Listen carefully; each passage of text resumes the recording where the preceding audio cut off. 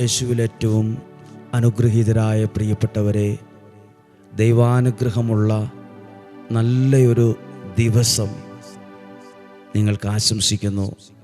ഓരോ ദിവസവും വചനം കേട്ടും പ്രാർത്ഥിച്ചും ദൈവത്തിൽ ആശ്രയിച്ചും ജീവിക്കുന്നവരാണ് ഓരോ പ്രിയപ്പെട്ടവരും. ദൈവം തെരഞ്ഞെടുത്തവരാണ് നിങ്ങൾ. അതുകൊണ്ടാണ് ദിവസവും വചനം കേൾക്കാൻ മടിയില്ലാതെ ആഗ്രഹത്തോടെ വിശപ്പും ദാഹവുമുള്ള ഒരാളെപ്പോലെ വചനം കേൾക്കുന്നതും പ്രാർത്ഥിക്കുന്നതും. അത് ദൈവത്തിൻ്റെ തെരഞ്ഞെടുപ്പ് ജീവിതത്തിൻ്റെ മേൽ ഉള്ളത് കൊണ്ടാണ് നിങ്ങളുടെ വ്യക്തി ജീവിതത്തിലും കുടുംബത്തിലും ഈ വചനം കേൾക്കാൻ ഇടവന്നത്, ഈ വചനം ചിന്തിക്കാൻ ഇടവരുന്നത്. ദൈവം നിങ്ങളെ അനുഗ്രഹിക്കട്ടെ. നിങ്ങൾക്കെല്ലാവർക്കും വേണ്ടി പ്രാർത്ഥിക്കുന്നു. ഈ വചനം കേൾക്കുമ്പോൾ, നിങ്ങൾ പ്രാർത്ഥിക്കുമ്പോൾ, നിങ്ങൾക്ക് വേണ്ടി പ്രാർത്ഥിക്കുമ്പോൾ, കാണുമ്പോൾ അല്ലെങ്കിൽ നോക്കുമ്പോൾ ഒന്നും നടക്കുന്നതായി തോന്നുന്നില്ലെങ്കിലും, നോക്കുമ്പോൾ ഒന്നും സംഭവിക്കുന്നതായി തോന്നുന്നില്ല, സാധാരണ പോലെ തോന്നുന്നുള്ളൂ എങ്കിലും അദൃശ്യമണ്ഡലത്തിൽ നിങ്ങൾക്ക് വേണ്ടി പ്രവർത്തിക്കുന്നൊരു ദൈവകരമുണ്ട്. നോക്കുമ്പോൾ ഒന്നും കാണുന്നില്ല, സാധാരണ പോലെയാ. പക്ഷേ വിശ്വാസത്തിൽ അത് കാണാൻ കഴിയും. നിങ്ങൾക്ക് വേണ്ടി പ്രവർത്തിക്കുന്ന ദൈവകരം, നിങ്ങളുടെ പ്രാർത്ഥനകൾ അത്ഭുതമാക്കി മാറ്റുന്ന ദൈവത്തിൻ്റെ പ്രവൃത്തികൾ അവിടെ സംഭവിക്കുന്നുണ്ട്, അവിടെ നടക്കുന്നുണ്ട്. ദൈവത്തിൻ്റെ സഹായം ഇന്ന് കൂടുതലായി അനുഭവിക്കാൻ കഴിയട്ടെ. ഇന്ന് ചെയ്യാൻ പോകുന്ന ഓരോ കാര്യങ്ങളിലും ദൈവത്തിൻ്റെ സഹായം ഉണ്ടാകട്ടെ. കരഞ്ഞ് കരഞ്ഞ് നിരാശപ്പെട്ട് തീർക്കേണ്ട ജീവിതമല്ല ഇത്. കരഞ്ഞ് തളർന്ന് ഒരു വലിയ പരാജിതനെ പോലെ എങ്ങനെയോ എന്തിനോ ഇങ്ങനെയൊക്കെ പറഞ്ഞ് ജീവിച്ചു തീർക്കേണ്ട ജീവിതമല്ല. ദൈവാനുഗ്രഹമുള്ള ഒരു ജീവനും ജീവിതവുമാണ് നമ്മുടെ ഓരോരുത്തരുടെയും. അതെല്ലാം നന്മകളാലും ദൈവം അനുഗ്രഹം ആക്കിക്കൊള്ളും. സന്തോഷമായിട്ടിരിക്കാം, സമാധാനമായിട്ടായിരിക്കാം. എല്ലാ പ്രശ്നങ്ങൾക്കും പരിഹാരമുണ്ട്. എത്ര കലങ്ങിയ വെള്ളമാണെങ്കിലും അത് തെളിഞ്ഞു വരും. എത്ര കൂരിരുട്ടാണെങ്കിലും അത് നേരം വെളുക്കുന്ന ഒരു സമയമുണ്ട്. എന്നും ഇരുട്ടല്ല, എന്നും അന്ധകാരമല്ല, എന്നും പ്രശ്നമല്ല. പ്രകൃതിക്ക് പോലും പറയാറുണ്ട്, കയറ്റത്തിനിറക്കം രാത്രിക്ക് പകൽ. ഇതുപോലെ ഇന്ന് നിങ്ങൾ അനുഭവിക്കുന്ന ഓരോന്നിലും, ഇന്ന് എന്തിലാണോ നിങ്ങൾ വിഷമം അനുഭവിക്കുന്നത്, അതിന്മേൽ ദൈവം അനുവദിക്കുന്ന ഒരു മാറ്റം ഉണ്ടാവും. ഇന്ന് പ്രതീക്ഷയോടെ വചനം കേൾക്കാം. യെശയ്യാ പ്രവാചകന്റെ പുസ്തകം 43-ാം അധ്യായം 18-ാമത്തെ വാക്യമാണ് നമ്മൾ ഇന്ന് ചിന്തിക്കുന്നത്. എന്താണ് വചനം? വായിക്കാം.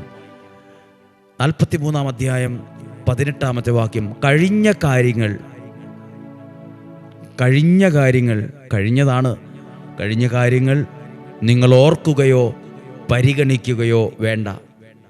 ഓർക്കുകയോ പരിഗണിക്കുകയോ വേണ്ട. ഇത് രണ്ടുമാണ് പലരുടെയും പ്രശ്നം. കഴിഞ്ഞ കാര്യമാണെന്നറിയാം, പക്ഷെ അത് ഓർക്കുന്നു, അത് വീണ്ടും പരിഗണിക്കുന്നു, അത് വീണ്ടും ഓർക്കുന്നു, അത് പരിഗണിക്കുന്നു. എപ്പോൾ 5 മിനിറ്റ് കിട്ടിയോ അപ്പോൾ ഓർക്കുന്നു, അത് പരിഗണിക്കുന്നു. കഴിഞ്ഞ കാര്യമാണെന്നറിയാം, എന്നാലും മനസ്സിൽ നിന്ന് പോകുന്നില്ല. എന്നാലും അത് മനസ്സിലിങ്ങനെ കിടക്കുന്നു. എപ്പോൾ സമയം കിട്ടി വെറുതെ ഇരുന്നാലും ആ കഴിഞ്ഞ കാര്യത്തെക്കുറിച്ച് ഓർത്ത് വീണ്ടും ഡൗൺ ആകുന്നു, വീണ്ടും പരാജിതനെ പോലെയാകുന്നു, വീണ്ടും കരയാൻ തുടങ്ങുന്നു, വീണ്ടും ദേഷ്യപ്പെടാൻ തുടങ്ങുന്നു, വീണ്ടും മുറി അടച്ച് അകത്തിരിക്കാൻ തുടങ്ങുന്നു. ഇന്ന് സ്വർഗത്തിലെ ദൈവം നിങ്ങളോട് വ്യക്തിപരമായി പറയുകയാണ്, അത് കഴിഞ്ഞ കാര്യമാണ്, അത് കഴിഞ്ഞ കാര്യമാണ്. ആ വാക്കിൽ തന്നെയുണ്ട് അത് കഴിഞ്ഞതാണ്. കഴിഞ്ഞ കാര്യങ്ങൾ ഓർക്കുക പോലും വേണ്ട, പരിഗണിക്കുകയോ വേണ്ട. പിന്നെ എന്തു ചെയ്യണം? അങ്ങനെ പറഞ്ഞ് അവസാനിക്കുകയല്ല, എന്തു ചെയ്യണമെന്ന് എഴുതിയിട്ടുണ്ട്. 19-ാമത്തെ വാക്യം. ഇതാ ഞാൻ പുതിയ ഒരു കാര്യം ചെയ്യുന്നു. ഒരു പുതിയ കാര്യം ചെയ്യുമെന്ന് ഈ വചനത്തിലൂടെ നിങ്ങൾ പ്രാർത്ഥിക്കുവാണെങ്കിൽ, ദൈവത്തിൽ ആശ്രയിക്കുന്നവരാണെങ്കിൽ, നിങ്ങളുടെ ജീവിതത്തിൽ പുതിയൊരു സന്തോഷം വരും, പുതിയൊരു സമാധാനം വരും, പുതിയൊരു നന്മ വരും. പുതിയ എന്ന് എഴുതിയിട്ടുണ്ട്. എവിടെന്നെങ്കിലും വാടകയ്ക്കെടുത്തൊന്നും തരുമെന്നല്ല, കടമെടുത്ത് തരുമെന്നല്ല. പുതിയത്, ഫ്രഷായത്, ഏറ്റവും പുതിയത്, പുതിയത് ഞാൻ തരും. പുതിയത് നിങ്ങളുടെ ജീവിതത്തിൽ വരും. പുതിയൊരു ഭവനം വരും, പുതിയൊരു ജോലി വരും, പുതിയൊരു ജീവിതം വരും, പുതിയ ബന്ധങ്ങൾ വരും, പുതിയ സൗഹൃദങ്ങൾ വരും, പുതിയ ഭാവി വരും, പുതിയ ഇൻ്റർവ്യൂ കിട്ടും. പുതിയത്, ദൈവം അനുവദിക്കുന്ന പുതിയത് ജീവിതത്തിൽ വരും. കഴിഞ്ഞ കാര്യങ്ങൾ ഓർത്ത് ഡൗണായി കരഞ്ഞ് നിരാശപ്പെട്ട് തലകുനിച്ച് ജീവിതം തീർക്കേണ്ട ജീവിതമല്ല. ദൈവം ചെയ്യുന്ന പുതിയ കാര്യങ്ങളെ ഓർക്ക്. അതാ മാതാപിതാക്കൾ എന്ന നിലയിൽ മക്കളിൽ പുതിയ കാര്യങ്ങൾ ദൈവം ചെയ്യുന്നു. നിങ്ങളുടെ സാമ്പത്തികത്തിൽ പുതിയ കാര്യം ചെയ്യുന്നു. നിങ്ങളുടെ ആരോഗ്യത്തിൽ ദൈവം പുതിയ കാര്യം ചെയ്യുന്നു. എന്നിട്ട് അത് എവിടെ വരെ എത്തി? അത് മുളയെടുക്കുന്നത്. അപ്പോൾ അത് ചെറുതാണ്, വലിയ മരമൊന്നും ആയിട്ടില്ല. അത് മുളയെടുക്കാനേ തുടങ്ങിയിട്ടുള്ളൂ. അതിന് ചെറിയ ഒരു മാറ്റമേ ഉണ്ടായിട്ടുള്ളൂ. അത് നിങ്ങൾ കാണുന്നില്ലേ, അറിയുന്നില്ലേ? ഇങ്ങനെ ടെൻഷൻ അടിച്ചിരുന്നാൽ ദൈവം ചെയ്യുന്ന പുതിയ കാര്യം മുളയെടുക്കുന്നത് നിങ്ങൾ കാണാതെ പോകും, ശ്രദ്ധിക്കാതെ പോകും. നമ്മളെപ്പോഴും കഴിഞ്ഞ കാര്യങ്ങൾ ഓർത്ത് പരിഗണിച്ച് അതിനെക്കുറിച്ച് ഓർക്കുന്നു.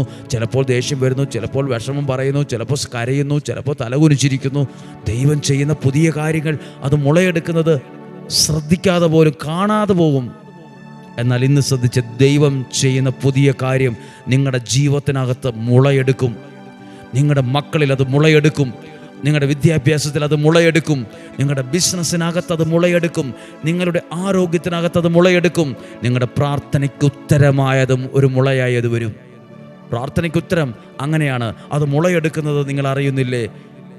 അടുത്ത വാക്യമാണ്, ഞാൻ വിജനപ്രദേശത്ത് ഒരു പാതയും മരുഭൂമിയിൽ നദികളും ഉണ്ടാക്കും. വിജനപ്രദേശം, ആരും ഇല്ലാത്തടത്ത് എന്തിനാ വഴി?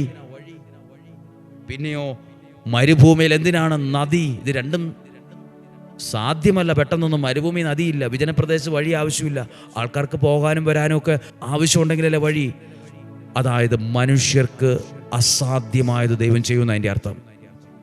വിജനപ്രദേശത്ത് അവിടെയൊന്നും ഒരു വഴി ഉണ്ടാകാൻ പോകുന്നില്ലെന്നായിരിക്കും നമ്മൾ പറയുന്നത്. അവിടെ ഞാനൊരു വഴി ഉണ്ടാക്കും. അവിടെ വഴി ഞാൻ ഉണ്ടാക്കും. വിജനപ്രദേശ പാതയും മരുഭൂമിയിൽ ഉണ്ടാകുമെന്നല്ല, ഉണ്ടാക്കുമെന്നാണ് ബൈബിളിൽ എഴുതിയിരിക്കുന്നത്. മരുഭൂമിയിൽ ഒരു വഴിയും വിജനപ്രദേശത്തൊരു പാതയും മരുഭൂമിയിൽ നദികളും എങ്ങനെയോ ഉണ്ടായി വരുമെന്നല്ല. അവസാനത്തെ വാക്ക് സതി ഉണ്ടാക്കും. ആര്? ദൈവത്തിൻ്റെ കരം അവിടെ ഉണ്ടാക്കും. പ്രിയപ്പെട്ടവരെ, നിങ്ങളുടെ ജീവിതത്തിൽ പുതിയത് ഉണ്ടാക്കുവാൻ, പുതിയത് കൊണ്ടുവരുവാൻ, വിജനപ്രദേശത്തൊരു വഴി കൊണ്ടുവന്നതുപോലെ, മരുഭൂമിയിൽ നദി കൊണ്ടുവന്നതുപോലെ ചില നന്മകളെ നിങ്ങളുടെ ജീവിതത്തിൽ കൊണ്ടുവരാൻ സ്വർഗത്തിലെ ദൈവം സർവശക്തനാണ്. മരുഭൂമിയിൽ നദികൾ കൊണ്ടുവന്നതുപോലെ ജീവിതത്തിലെ ഇന്നത്തെ അവസ്ഥകളെ മാറ്റി അവിടെ അനുഗ്രഹം കൊണ്ടുവരും, അവിടെ സമാധാനം കൊണ്ടുവരും, അവിടെ സ്വസ്ഥത വരും, അവിടെ വിടുതൽ വരും, അവിടെ സ്നേഹം വരും, അവിടെ കൂട്ടായ്മ വരും, അവിടെ ഒരു ദൈവാനുഗ്രഹം അവിടെ ഉണ്ടായി വരും. അത് ദൈവം ചെയ്യുന്ന കാര്യമാണ്. സ്വർഗത്തിലെ ദൈവം ചെയ്യുന്ന കാര്യമാണ്. ഇത് നിങ്ങൾക്ക് മാത്രമല്ല ഈ വചനം അനുഗ്രഹമാകുക. നിങ്ങൾ ആർക്കൊക്കെ ഈ വചനം അയച്ചു കൊടുക്കുന്നോ അവരുടെ ജീവിതത്തിനും ഇത് അനുഗ്രഹമായി മാറും. അത് മുളയെടുത്തു വരും. ആ ദൈവത്തിൻ്റെ അനുഗ്രഹം അത് ഒരിക്കലും ഒടിച്ചു കളയരുത്. അറിയാതെ പോലും കൈതട്ടി ആ മുള ഒടിഞ്ഞു പോകരുത്. അത് ചെറുതാണ്, അതിനെ പരിപോഷിപ്പിക്കണം, അതിനെ വളർത്തണം. അത് നിങ്ങൾക്കൊരു അനുഗ്രഹമായി മാറി വരും. നമുക്ക് പ്രാർത്ഥിക്കാം. കർത്താവേ, അങ്ങയുടെ കരങ്ങളിൽ ഈ വചനവും ഇവരുടെ ഓരോരുത്തരുടെ ജീവിതവും ഈ വചനത്തോട് ചേർത്ത് വയ്ക്കുന്നു. ഇവർക്ക് വേണ്ടി പ്രാർത്ഥിക്കുന്നു, ഇവരെ അനുഗ്രഹിച്ച് പ്രാർത്ഥിക്കുന്നു. ഈ ദിവസം അവർക്ക് അനുഗ്രഹമാകട്ടെ. ഈ വരുന്ന വെള്ളിയാഴ്ച നിയോഗം സമർപ്പിച്ച് പ്രാർത്ഥിക്കുന്ന ഒരു ദിവസമാണ്. സാധിക്കുന്നവരുണ്ടെങ്കിൽ നിങ്ങൾക്കിവിടെ വരാം. വ്യാഴാഴ്ച വൈകുന്നേരം ഇവിടെ വന്ന് താമസിക്കാം, സൗകര്യമുണ്ട്. വെള്ളിയാഴ്ചത്തെ പ്രാർത്ഥനയിൽ നിങ്ങൾക്ക് പങ്കെടുക്കാം. അനേകം ആയിരം ആളുകൾ വന്ന് ഓരോ ദിവസവും പ്രാർത്ഥിക്കുന്നു. അവരുടെ ജീവിതത്തിൽ അവർ സാക്ഷ്യം പറയുന്നു, അനുഗ്രഹം ഏറ്റുവാങ്ങുന്നു. ഒരു ദിവസം നിങ്ങൾക്കും ഈ ആലയത്തിൽ വരാം. സ്വർഗത്തിലെ ദൈവം അവസരവും സമയവും ഒരുക്കി തരട്ടെ. ഈ വചനത്തിലൂടെ നിങ്ങൾക്ക് വേണ്ടി പ്രാർത്ഥിക്കുന്നു. ഈ വചനത്തിലൂടെ നിങ്ങളെ അനുഗ്രഹിച്ച് പ്രാർത്ഥിക്കുന്നു. നമ്മുടെ കർത്താവ് ഈശോ മിശിഹായുടെ കൃപയും പിതാവായ ദൈവത്തിൻ്റെ സ്നേഹവും പരിശുദ്ധാത്മാവിൻ്റെ സഹവാസവും നിങ്ങളോട് കൂടെ ഉണ്ടായിരിക്കട്ടെ. ഡെയിലി ബ്ലെസ്സിങ്ങിലൂടെ വചനം കേൾക്കുന്ന ഓരോ കുഞ്ഞുങ്ങൾ, ഓരോ വ്യക്തികൾ, ഓരോ യുവതി യുവാക്കൾ, സഭാവ്യത്യാസമന്യേ എല്ലാവരെയും, ജാതി മതഭേദമന്യേ എല്ലാവരെയും ക്രിസ്തുവിൻ്റെ സ്നേഹത്തിൽ നിങ്ങളെ ബഹുമാനിച്ചുകൊണ്ട് ദൈവത്തിൻ്റെ കരങ്ങളിൽ നിങ്ങളെ ഏൽപ്പിച്ചു കൊടുത്തുകൊണ്ട് നിങ്ങൾക്ക് വേണ്ടി പ്രാർത്ഥിക്കുന്നു. ഏറ്റവും ആദ്യം ഒരു ദിവസമെങ്കിലും ഈ വചനം എന്നെങ്കിലും കേട്ടിട്ടുള്ള ഒരാളായിരിക്കാം, നിങ്ങൾക്ക് വേണ്ടി പ്രാർത്ഥിക്കുന്നു. ഒരു പ്രാവശ്യമെങ്കിലും ഞങ്ങളെ ഓർത്ത് പ്രാർത്ഥിച്ച ഒരാളായിരിക്കാം, ഞങ്ങൾ നിങ്ങൾക്ക് വേണ്ടി പ്രാർത്ഥിക്കുന്നു. എല്ലാ ദിവസവും നിങ്ങളുടെ നിയോഗത്തിന് വേണ്ടി പ്രാർത്ഥിക്കുന്നു. എല്ലാ ദിവസവും നിങ്ങളുടെ കുടുംബത്തിന് വേണ്ടി പ്രാർത്ഥിക്കുന്നു. എല്ലാ ദിവസവും നിങ്ങളുടെ ആരോഗ്യത്തിന് വേണ്ടി പ്രാർത്ഥിക്കുന്നു. എല്ലാ ദിവസവും നിങ്ങൾക്ക് നന്മയും ഐശ്വര്യവും ദൈവാനുഗ്രഹവും എല്ലാം ഉണ്ടാകുവാൻ ഞങ്ങൾ എല്ലാ ദിവസവും പ്രാർത്ഥിക്കുന്നു. ക്രിസ്തുവിൻ്റെ സ്നേഹത്തിൽ നിങ്ങളെ ബഹുമാനിച്ചുകൊണ്ട് പ്രാർത്ഥിക്കുന്നു. രോഗങ്ങളിൽ നിന്നും, അപകടത്തിൽ നിന്നും, ദുർമരണത്തിൽ നിന്നും, മൂപ്പെത്താത്ത മരണത്തിൽ നിന്നും, ചതിയിൽ നിന്നും, വഞ്ചനയിൽ നിന്നും, നിരാശയിൽ നിന്നും, അപകടങ്ങളിൽ നിന്നും, ദുരന്തങ്ങളിൽ നിന്നും, പ്രകൃതി ദുരന്തങ്ങളിൽ നിന്നും, പകർച്ചവ്യാധിയിൽ നിന്നും, മാരകരോഗ പീഡകളിൽ നിന്നെല്ലാം സ്വർഗത്തിലെ ദൈവം വലിയ സംരക്ഷണം നൽകി നമ്മെ സൂക്ഷിക്കട്ടെ. വലിയ സംരക്ഷണം നൽകി സൂക്ഷിക്കട്ടെ. ദീർഘായുസ്സോടെയുള്ള നല്ല ആരോഗ്യമുണ്ടാകട്ടെ, സമാധാനമുണ്ടാകട്ടെ. എടുക്കുന്ന തീരുമാനങ്ങൾ അനുഗ്രഹമാകട്ടെ, ചെയ്യുന്ന ജോലി അനുഗ്രഹമാകട്ടെ, സാലറിയിൽ ഉയർച്ചയുണ്ടാകട്ടെ, വരുമാന മാർഗങ്ങൾ അനുഗ്രഹിക്കപ്പെടട്ടെ, നിങ്ങളുടെ കുഞ്ഞുങ്ങൾ അനുഗ്രഹിക്കപ്പെടട്ടെ, നിങ്ങളുടെ വീട്ടിലുള്ള ഓരോരുത്തരും അനുഗ്രഹമാകട്ടെ. സ്വർഗത്തിലെ ദൈവം, വലിയവനായ ദൈവം നിങ്ങളെ സഹായിക്കട്ടെ. അനുഗ്രഹിച്ച് പ്രാർത്ഥിക്കുന്നു, ഇപ്പോഴും എപ്പോഴും എന്നേക്കും. ആമേൻ. ഈ വചനം സാധിക്കുന്നവർക്ക് എല്ലാം അയച്ചു കൊടുക്കുക. നിങ്ങളെ സഹായിക്കട്ടെ. ഒക്ടോബർ മാസം 1 മുതലുള്ള നിയോഗ പ്രാർത്ഥനയ്ക്കായി ഞങ്ങൾ ഒരുങ്ങിത്തുടങ്ങി. നിങ്ങളും ഒരുങ്ങി പ്രാർത്ഥിക്കുമല്ലോ. ഇന്ന് നല്ലൊരു ദൈവാനുഗ്രഹമുള്ള ഒരു ദിവസം ആശംസിക്കുന്നു. നിങ്ങൾക്ക് വേണ്ടി പ്രാർത്ഥിക്കുന്നു. ആമേൻ.